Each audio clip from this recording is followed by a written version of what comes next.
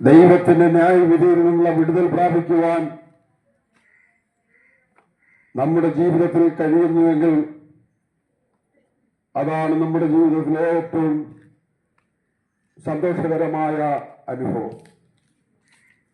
ഈ ലോക ജീവിതത്തിലെ 70, 80, 90, 100 വയസ്സുവരെയും ജീവിക്കും.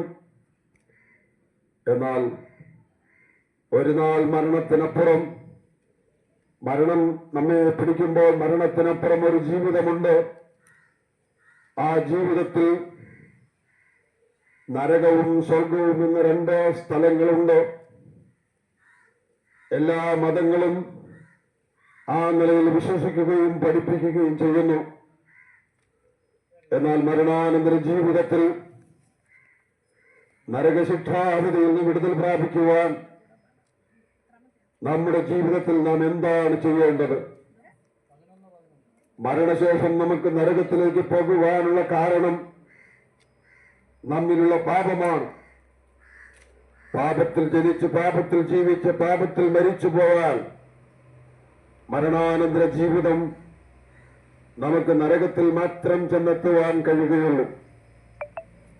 എന്നാൽ മരണാനന്തര ജീവിതത്തിൽ സ്വർഗത്തിലെത്തുവാൻ,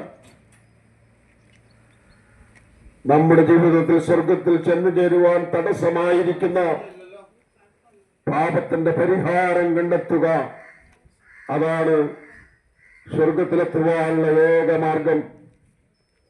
പാപപരിഹാരം അല്ലെങ്കിൽ പാപത്തിന്റെ മോചനം നമ്മുടെ കർമ്മമാർഗത്താൽ സാധ്യമല്ലാതിരിക്കുമ്പോൾ നമുക്ക് സ്വന്തമായ ഏതെങ്കിലും പ്രവർത്തനങ്ങൾ കൊണ്ട് പ്രവർത്തിച്ച് നമുക്ക് മരണാനന്തര ജീവിതത്തിൽ സ്വർഗത്തിൽ ചെന്നു ചേരുവാൻ സാധ്യമല്ലാതിരിക്കുമ്പോൾ സ്നേഹവാനായ ദൈവം പാപിയെ രക്ഷിക്കുവാൻ, പാപിക്ക് പാപമോചനം കൊടുത്ത് പാപത്തിന്റെ ശിക്ഷയാകുന്ന ന്യായവിധിയിൽ വിടുതൽ കൊടുക്കുവാൻ ഈ ഭൂമിയിൽ മനുഷ്യനായി അവതരിച്ചു.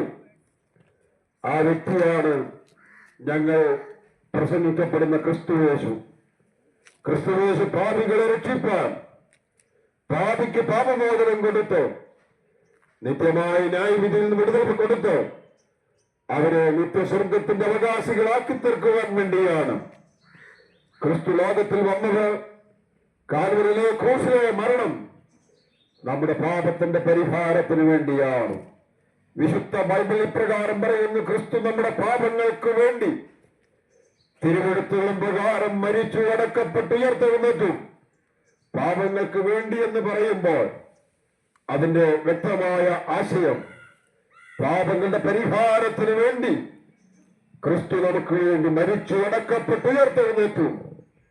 കർത്താവിന്റെ ക്രൂശിലെ യാഗമരണത്തെ നോക്കി, കർത്താവേ, ഞാൻ ഒരു പാപിയാകുന്നു, എന്റെ പാപത്തിന്റെ പരിഹാരമാണ് അവിടുത്തെ ക്രൂശുമരണത്തിൽ സാധ്യമായതെന്ന് വ്യക്തിപരമായി വിശ്വസിച്ച് മരിച്ചിട്ട് ഉയർത്തെഴുന്നേറ്റ ക്രിസ്തുവിനെ രക്ഷകനായി, കർത്താവായി, ദൈവമായി ഹൃദയത്തിൽ അംഗീകരിച്ച് ക്രിസ്തുവിനായി ജീവിതം സമർപ്പിക്കപ്പെടുന്ന ഏതൊരു വ്യക്തിക്കും മരണാനന്തര ജീവിതത്തിൽ സ്വർഗത്തിൽ എത്തിച്ചേരുവാൻ കഴിയുമെന്ന് വിശുദ്ധ ബൈബിൾ നമ്മെ ഓർപ്പിക്കുകയാണ്.